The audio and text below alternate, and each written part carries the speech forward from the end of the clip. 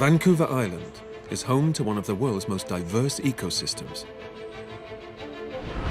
Glacier-capped mountains, ancient forests, nutrient-rich oceans, and a network of rivers and creeks that support a wilderness like no other.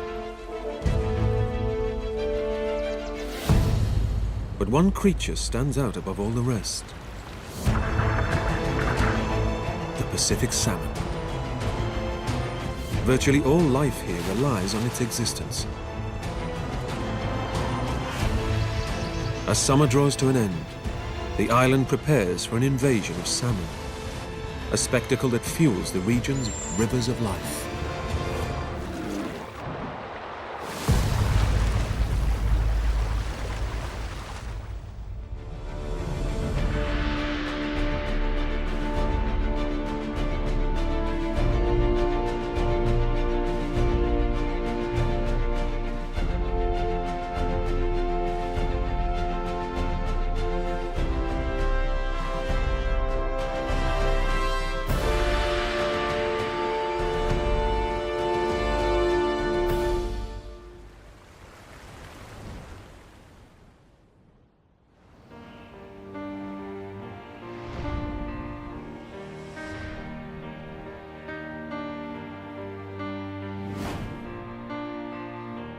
Hugging the west coast of Canada, Vancouver Island stretches approximately 450 kilometers long by 100 wide. It's the largest island off the west coast of North America. While glaciers fuel the flow of some of Canada's tallest waterfalls, an endless network of rivers and creeks provides the ideal habitat for one of the world's most important fish. Each year, 500 million salmon leave the sea to return to their spawning grounds in the rivers of North America. Vancouver Island is the destination for millions of these determined fish. On their remarkable journey, the salmon face an endless array of challenges and obstacles. Not all manage to make it home to spawn the next generation. It's thought the salmon in these streams feed more forms of life than any other creature on the planet.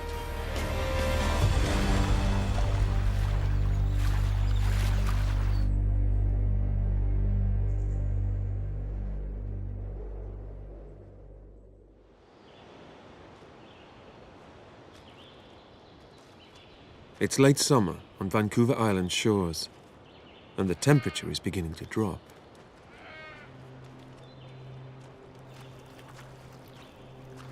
Black bears need to stock up for the forthcoming winter. Over 10,000 roam the island, and they anticipate the arrival of a calorie-rich food source anytime now.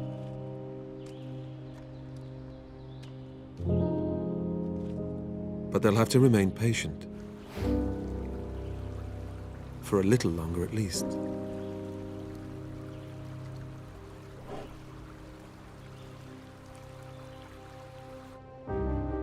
At the northern tip of the island, in the Johnston Strait, millions of salmon converge after having spent up to 5 years at sea in the Pacific Ocean.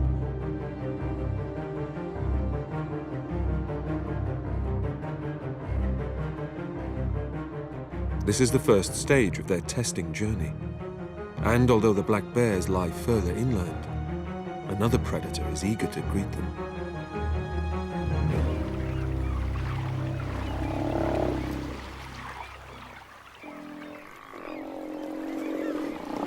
Named after the naturalist George Wilhelm Steller, who first described them in 1742, Steller sea lions are the largest of all sea lions.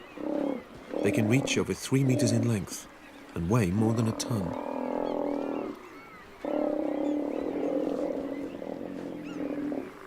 Unlike most true or crawling seals, they can walk on all 4 flippers.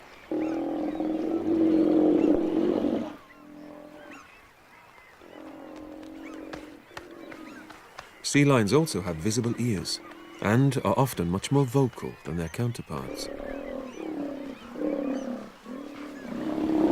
Sounding like a group of grumpy old men, the males constantly bicker for a better position on coastal rocks.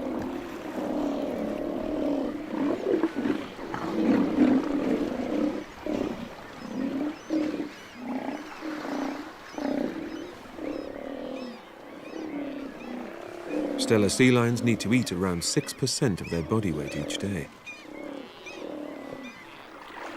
Soon, hunger kicks in, and it's time for a spot of fishing.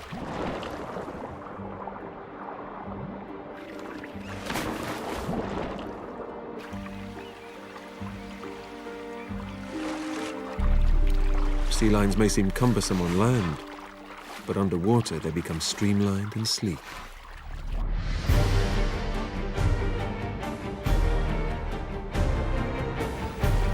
Hitting speeds of over 30 kilometers an hour, they make tight turns to outmaneuver their prey.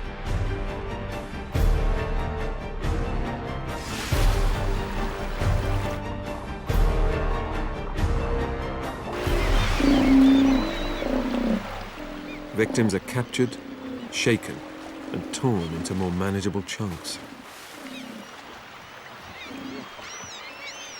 Although many salmon fall at this first hurdle on their journey home, there's one gentle giant they need never fear.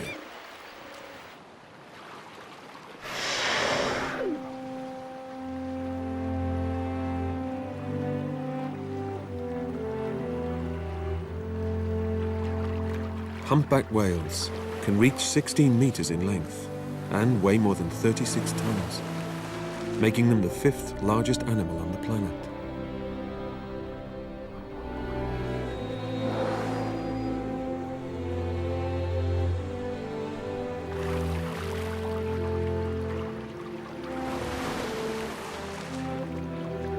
Fortunately, salmon aren't on their menu. The humpback's enormous frames are fueled by small schooling fish, like herring, and swarms of tiny shrimp-like crustaceans, known as krill. These toothless whales use a mass of bristles called baleen plates to filter food from the water.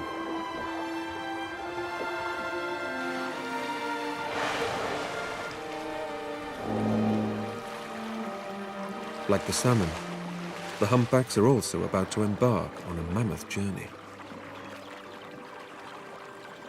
They spend each winter in the warmer southern waters off Mexico and Hawaii, around 5,000 kilometers away. This is where they'll breed before returning to Vancouver Island's food-rich waters with their calves in tow.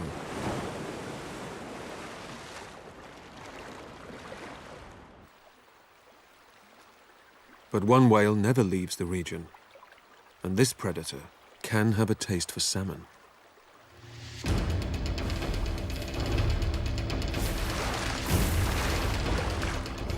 Killer whales weigh up to 9 tons and roam the island's coast in pods of up to 30 individuals.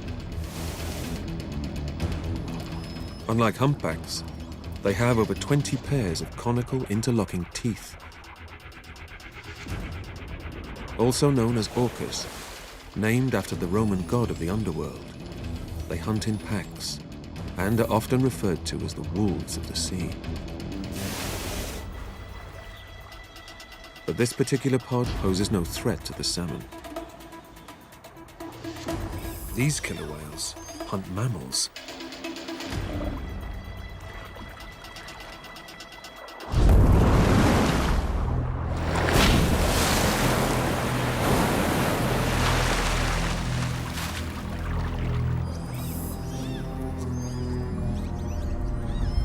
While the resident pods of orcas eat only fish, this visiting group goes for much larger prey, such as sea lions.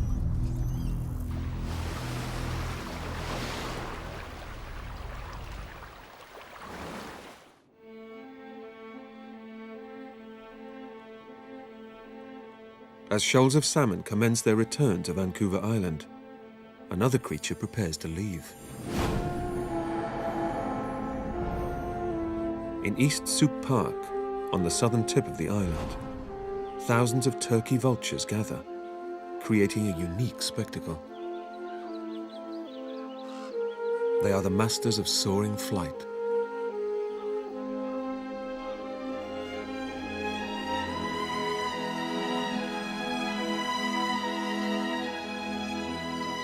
Turkey vultures breed along the entire length of the island, but during winter they head further south to mainland America.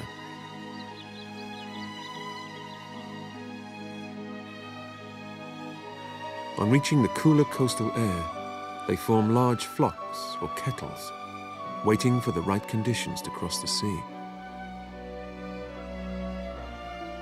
Turkey vultures aren't strong flyers, so rely on winds and thermal currents to keep them aloft. This efficient way of traveling uses just a fraction more energy than when they're standing still.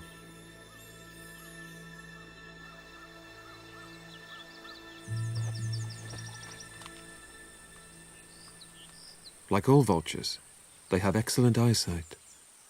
But this particular species also has an extraordinary sense of smell. The part of their brain controlling this sense is 3 times larger than some other vultures. Turkey vultures also lack a nasal septum, the wall that separates the nostrils. This allows more air to pass through, helping them to detect a decaying carcass.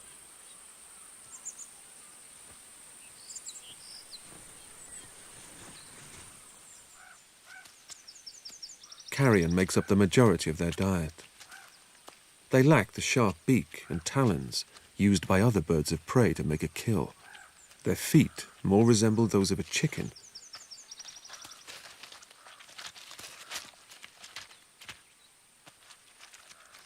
Acids inside their stomachs are thought to play a part in helping curb the spread of disease. Even anthrax bacteria is killed off after being consumed.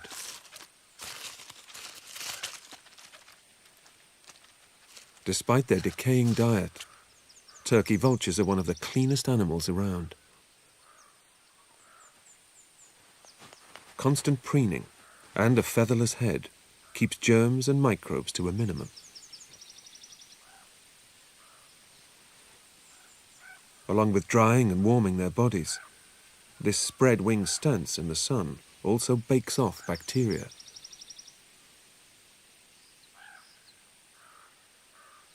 With stomach refueled and wings warmed up, it's time to rejoin the flock ahead of the journey south.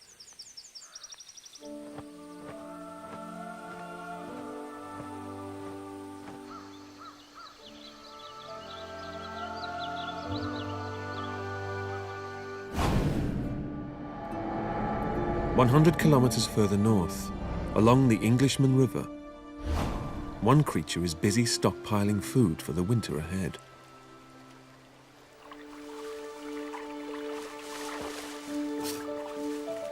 Beavers are North America's largest rodents and can reach over a meter in length.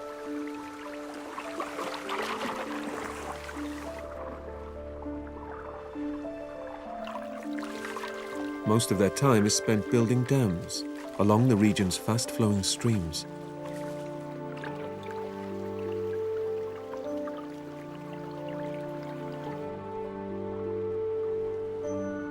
The rivers eventually flood, creating enormous ponds.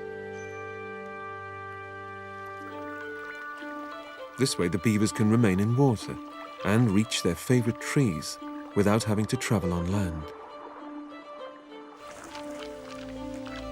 Beavers only eat the inner bark of trees and shrubs, but will gnaw through huge trunks to create a dam.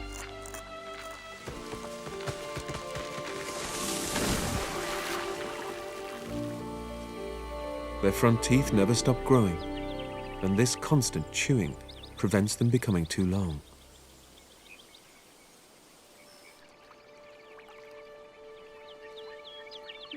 Beaver ponds play a key role in the life of Pacific salmon. These vast, calm stretches of water trap nutrients flowing downstream. This creates a perfect habitat for aquatic invertebrates, which in turn provides fish with foraging opportunities not found in fast-flowing streams.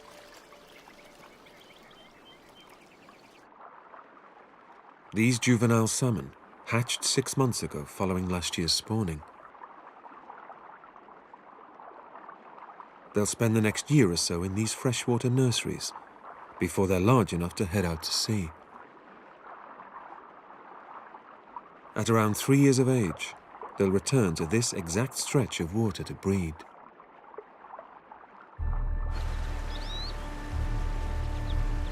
Further downstream towards the ocean, many rivers flow far too fast to dam.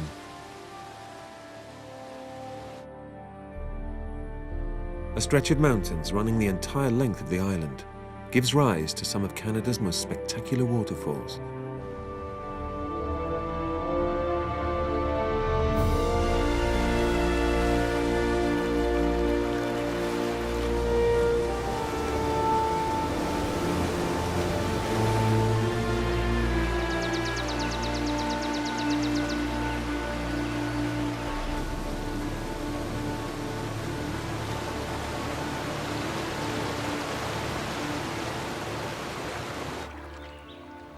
Shoals of salmon have worked their way inland. Using an extraordinary sense of smell, they've homed in on the freshwater river in which they hatched. They can sniff out a single drop from their nursery stream in almost 10 million litres of seawater. But the salmon aren't home and dry yet.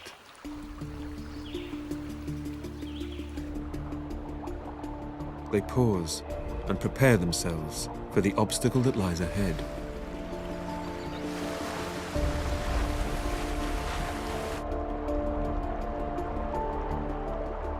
These salmon were born to return to their spawning ground. And nothing short of death will stop them.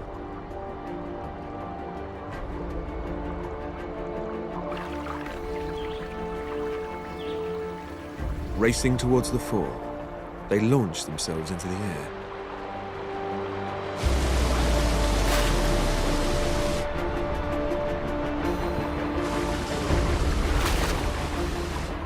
Beneath the white froth, water is squeezed back up to the surface. The salmon use this hydraulic uplift to boost their jumps.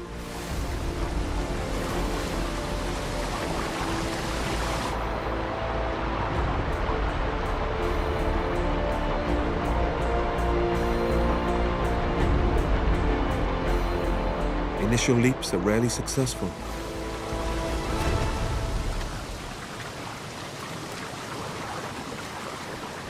But giving up isn't an option.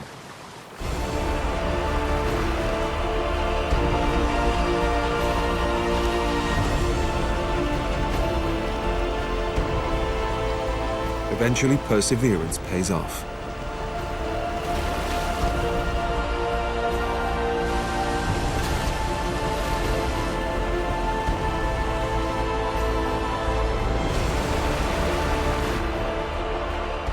These athletic efforts are fueled by just stored energy.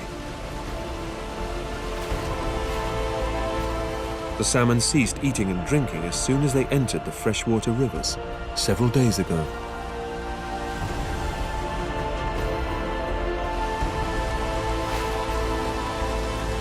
For some, the journey home is already taking its toll. Taking time out to catch your breath can be a costly mistake.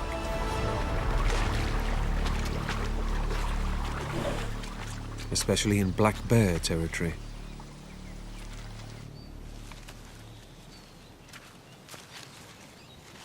Vancouver Island has the densest population of black bears in the world. They're darker than mainland bears and slightly larger, weighing up to 275 kilograms.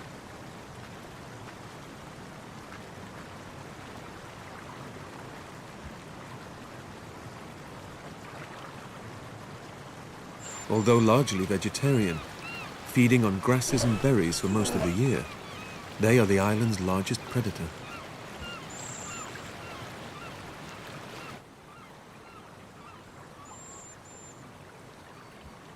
The annual salmon run provides a major food source for many bears.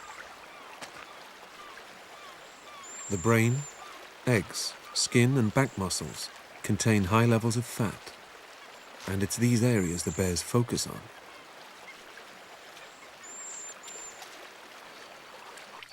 They can each eat up to 15 salmon a day.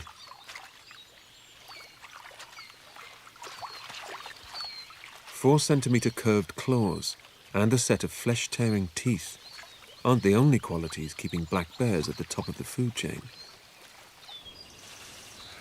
They can also scale trees with ease, run at over 55 kilometers an hour, and swim long distances.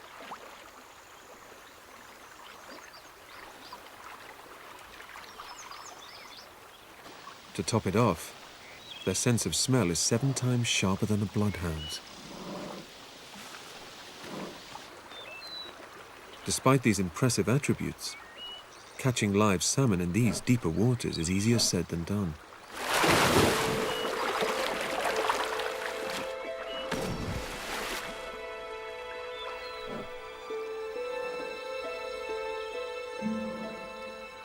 Further upstream, the water levels are too low for the salmon to continue their journey home. Until the heavy autumn rains arrive, they'll just have to sit tight. As will the island's many bears.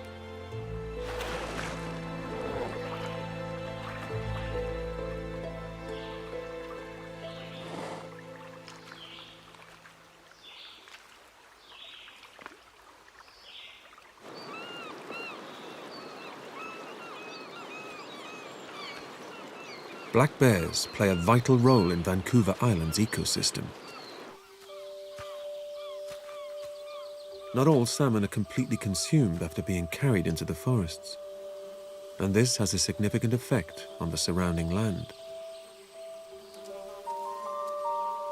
When these carcasses break down, nitrogen, phosphorus, and other nutrients are absorbed by the surrounding vegetation.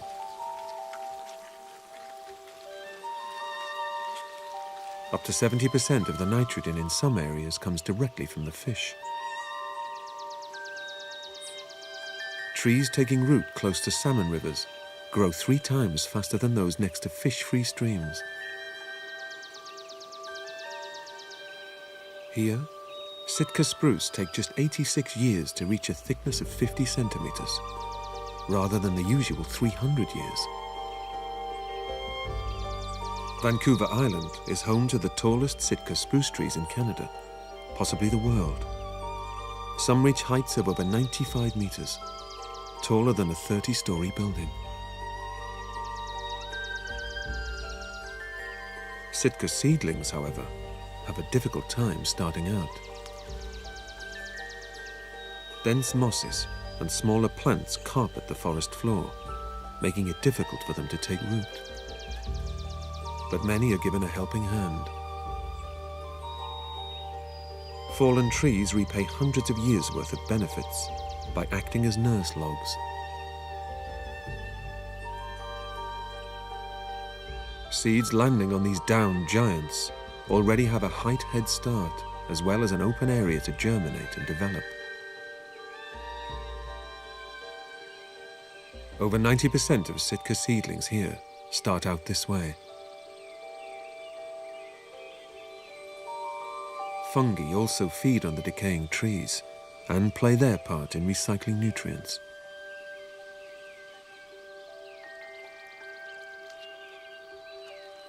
This Pacific banana slug is the second largest land slug in the world and can grow up to 25 centimeters long. They're fond of mushrooms and spread seeds and spores when they eat, after which they excrete a nitrogen-rich fertilizer.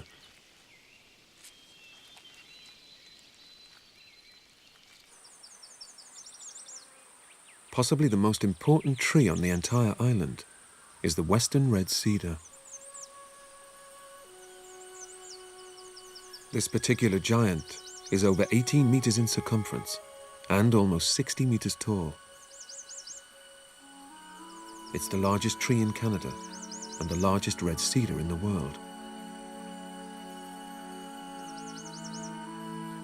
As an estimated 2,500 years old, it's one of the oldest living organisms on the planet. Red cedar has a high natural resistance to rot and insect damage. For thousands of years, it's been the wood of choice for the island's early settlers. This half-finished warrior canoe still bears carving marks made before it was abandoned several centuries ago. Back then, people lived off the land and had a deep spiritual connection with all living things, especially the island's salmon and huge cedar trees.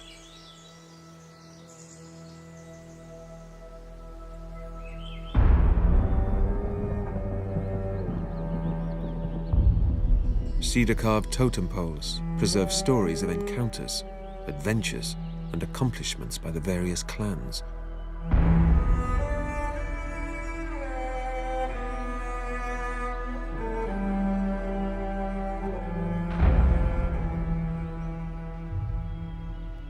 The Namgis people have lived off the northeast coast of the island for millennia. Ancient culture is kept alive through oral history and ceremonies.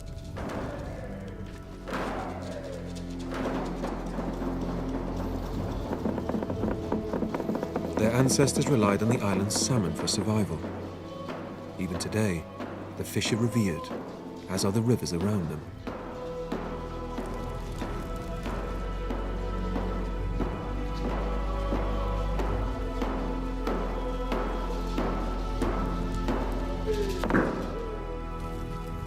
It's said that long ago, when the world was young, a man was approached by a spirit being. The spirit asked him if he wanted to become a mountain. The man refused, because mountains eventually crumble away. He was then asked if he'd like to become a cedar tree. The man also refused, as trees can split, fall, and rot.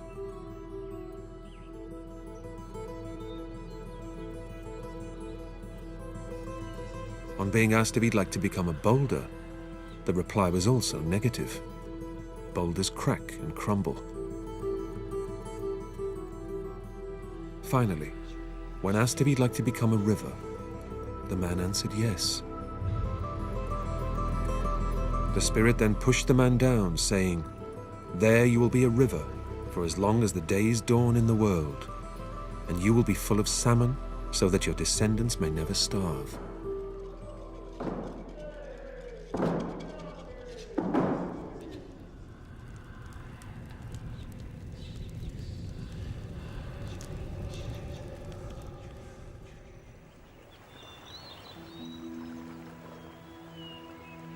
The river became the largest on Vancouver Island and eventually bore the name of the Namgis. It's now known by its modern name, the Nimkish River.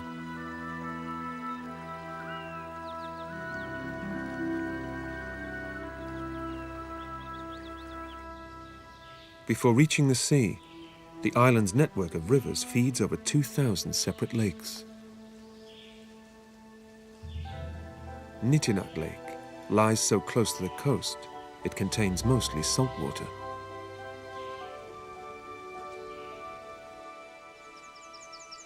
Haley Lake sits further inland and is filled by freshwater streams from the surrounding mountains.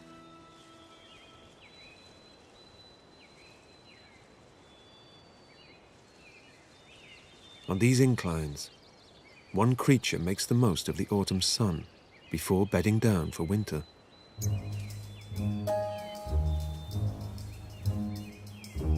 Marmots are the largest members of the squirrel family. They're about the size of a domestic cat and weigh around 5 kilograms. Vancouver Island marmots are the rarest marmots in the world. At one point, their numbers dropped to just 25, but are now slowly recovering. Family colonies are made up of around 6 members, and at this time of year, they're grabbing the last of the food. Tail flipping is a visual way of keeping in contact with the rest of the group while on the move. Nose greeting is the marmot's way of saying hello. Smelling a visitor's cheek helps identify who's who among the neighbors.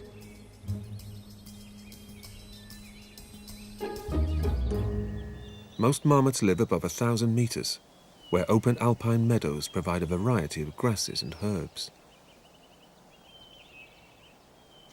Lupins are a particular favorite. In the next few days, the marmots will hibernate in their burrows to avoid the winter cold. They'll have lost 1/3 of their weight by the time they re-emerge in April.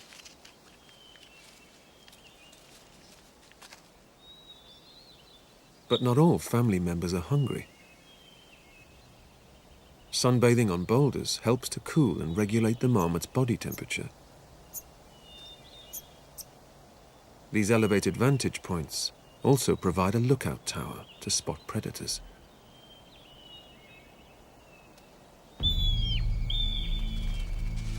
A high-pitched whistle alerts the whole family to the danger. Other colonies relay the warning, creating an echo across the entire valley. The circling bird could be a golden eagle and pose a threat. But this particular predator has a different meal in mind.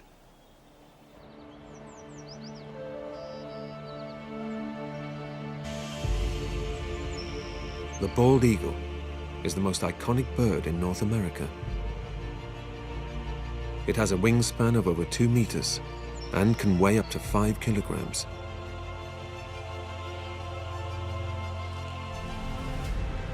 Despite its name, it isn't bald. And unlike the golden eagle, it isn't classed as a true eagle because its legs aren't completely feathered.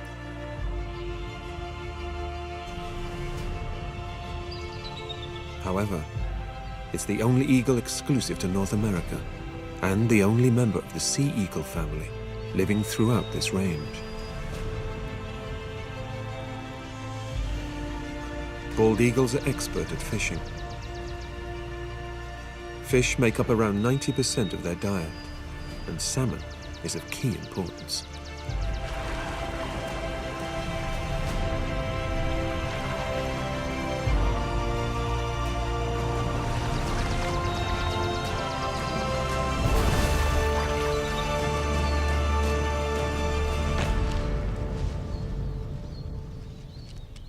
This particular eagle isn't searching for food in the rivers and lakes.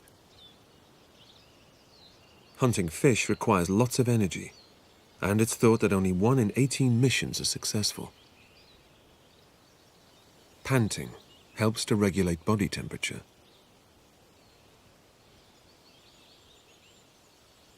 After catching its breath, the eagle moves in.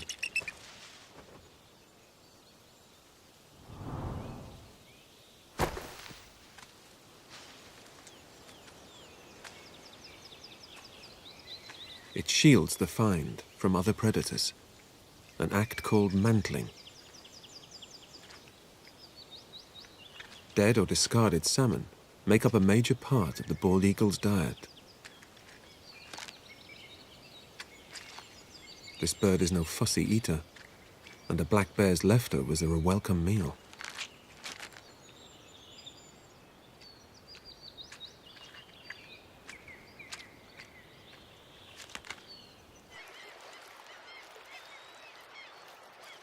The nutrients that the salmon bring to the island on their journey home originate almost entirely from the sea.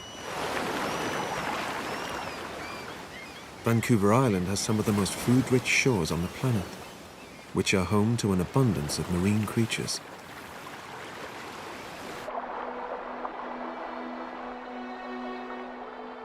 This intertidal zone is a colorful cold water paradise that puts many tropical reefs to shame.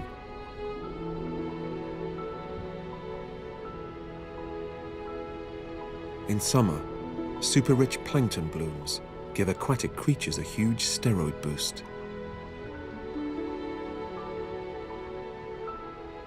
During winter, the water temperature drops to just 5 degrees Celsius. This allows deeper ocean oxygen and nutrients to rise to the surface and be washed closer to shore.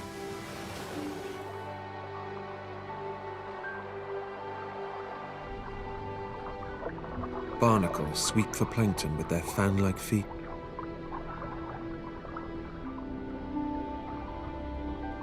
Feather duster worms wave their sticky tentacles, trapping edible debris much like a spider's web.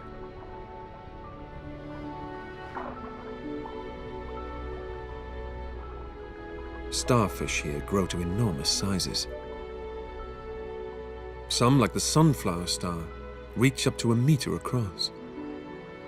These giants can have up to 26 arms and 15,000 tube feet. They can move at over 1 meter a minute.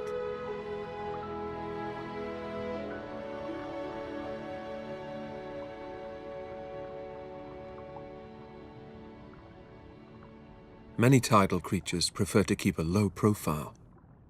Camouflage is often key to survival. For a crab, breaking cover is a dangerous decision.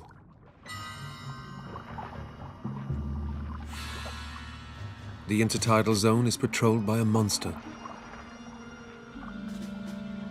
And crustaceans are always on the menu.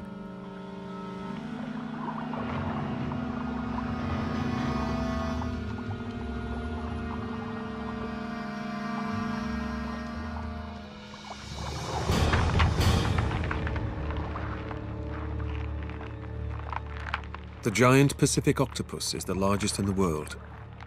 It can have an arm span of over 9 meters and weigh more than 250 kilograms. Fish, sharks, even birds are sometimes eaten.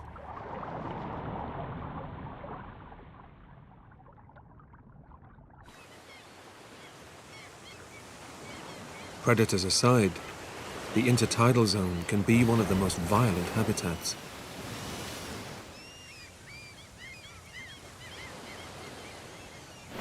High tides bring crashing waters capable of crushing anything untethered or not glued to the rocks.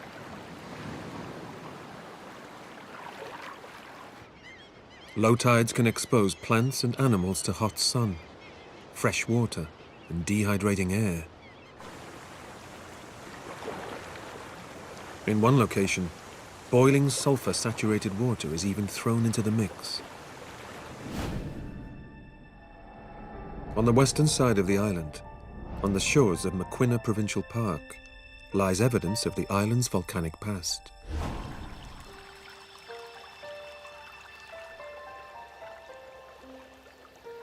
Boiling spring water bubbles up from deep in the earth. It cascades along a series of rock pools before finally entering the sea.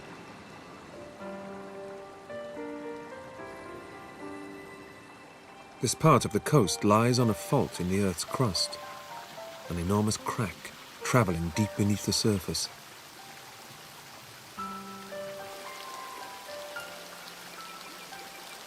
This water hasn't seen daylight for hundreds of years. It's traveled over 5 kilometers towards the center of the Earth and back. On its slow journey through the rock layers, the water is geothermically heated to over 100 degrees Celsius before pressure forces it back to the surface.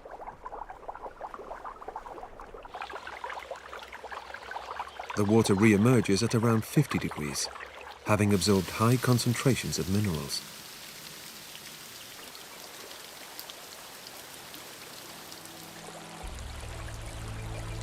While boiling water bubbles at sea level, 2,000 meters higher up, ice is a year-round fixture on many of the island's peaks. Along with volcanism and the collision of tectonic plates, glaciation also played a major part in the region's formation.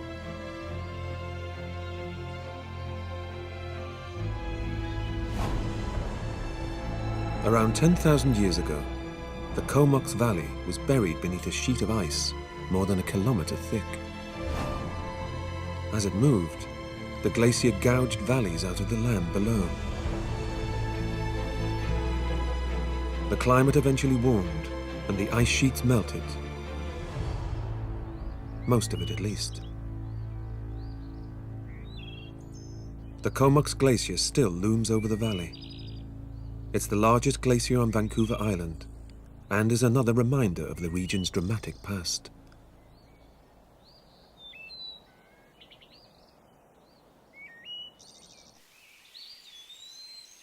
One volcanic byproduct had a magnetic effect on the human population. It attracted people from Australia, California, and virtually all parts of the world. In 1864, gold was discovered in the island's rivers, and prospectors stampeded to get here. Some streams yielded up to 120 kilograms of gold a year, around £5 million worth by recent values.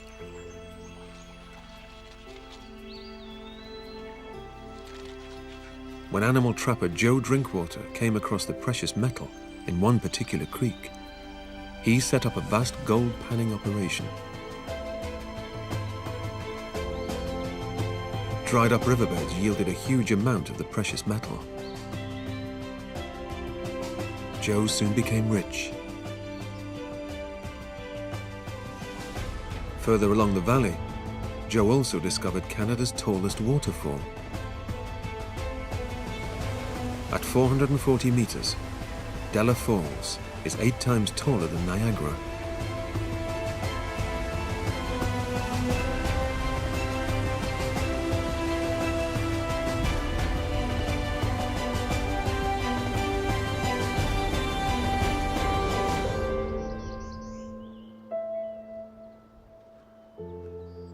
Joe eventually sold on his prospecting claims, but even today his name lives on in Drinkwater Creek, as does that of his wife, Della.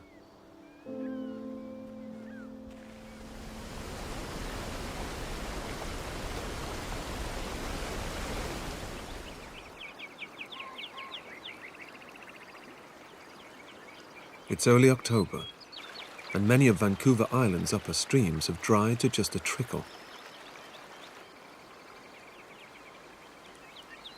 The autumn rains are long overdue, and the recent drought has prevented salmon from moving upriver to reach their spawning grounds.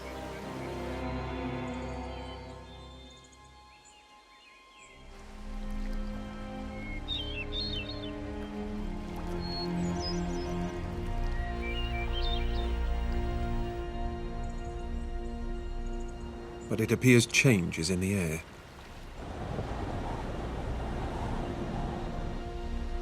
Even the island's black bears, who've been waiting patiently for weeks, sense it.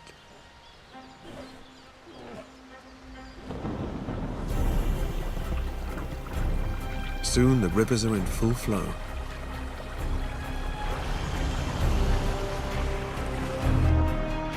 The salmon make their move.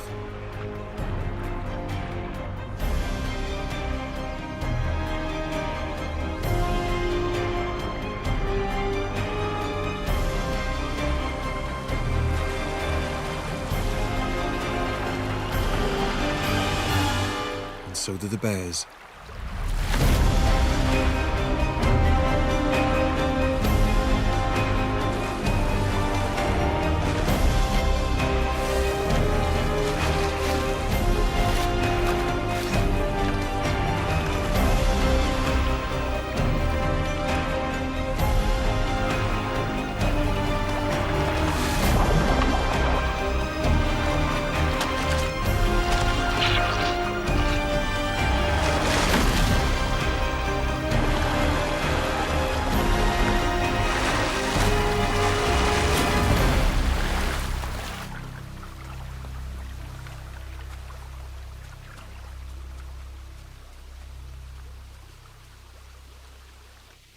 Black bears can kill up to half the salmon in these smaller streams. They can each consume up to 20,000 calories a day when stocking up for winter.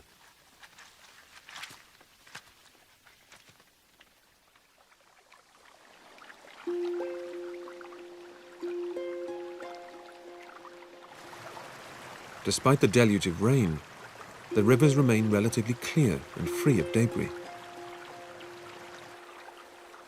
Tree roots in the surrounding forest hold the soil, which filters water before it enters the streams. These rivers contain some of the purest water in the world. For those salmon that manage to avoid the bears and make it further upstream, a final challenge lies ahead.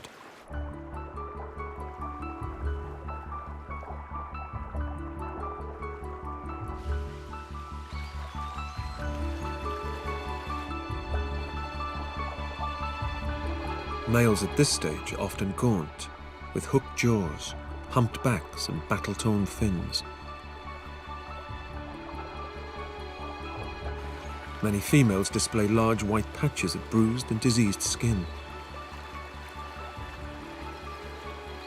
Fortunately, their mission is nearly over.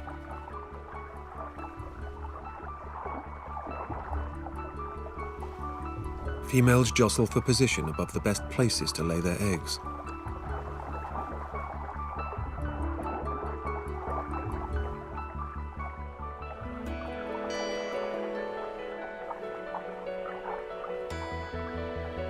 Males line up behind, fighting off competitors.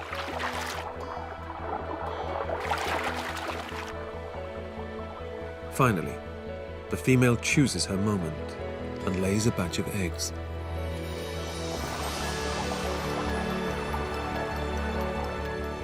The male instantly moves in to fertilize them.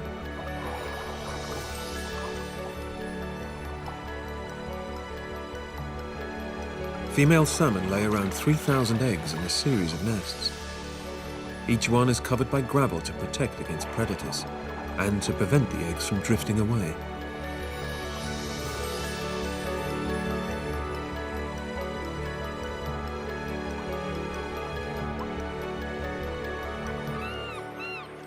But even before they've hatched, the salmon's battle for survival begins. Glaucous-winged gulls paddle their feet along the freshly visited spawning grounds. Dislodged eggs are a protein-rich delicacy.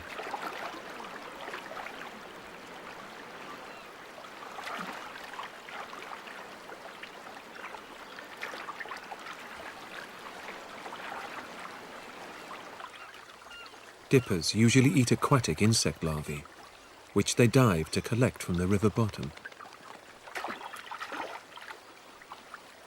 At this time of year, they capitalize on the salmon spawn. However, certain pickings are often too big to swallow.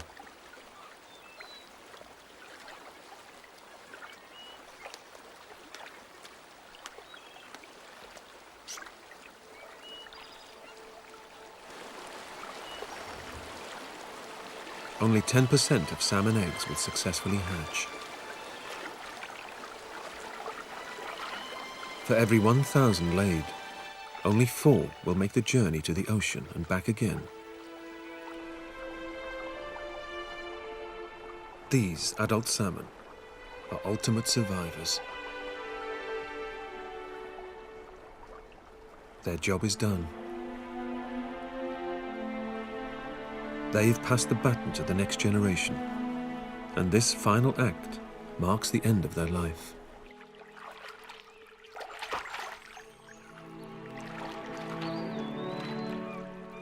Pacific salmon always die after they've spawned. Through a combination of exhaustion and the effects of moving from salt to fresh water, they breathe their last in the same streams they started out in.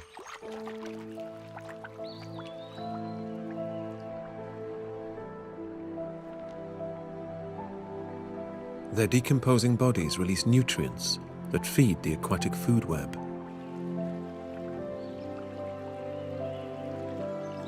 This, in turn, will nurture the next generation of salmon throughout Vancouver Island's rivers of life.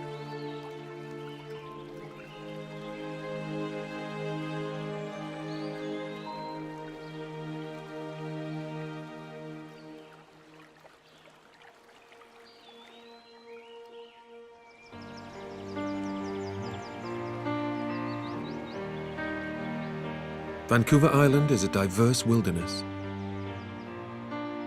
Shorelines, forests and mountainous peaks are home to a whole host of creatures. And a unique network of rivers and creeks carries the fuel for many forms of life. One fish plays a pivotal role in sustaining the region's ecosystem. Vancouver Island relies on its salmon. And this remarkable creature depends on the island too, throughout its life.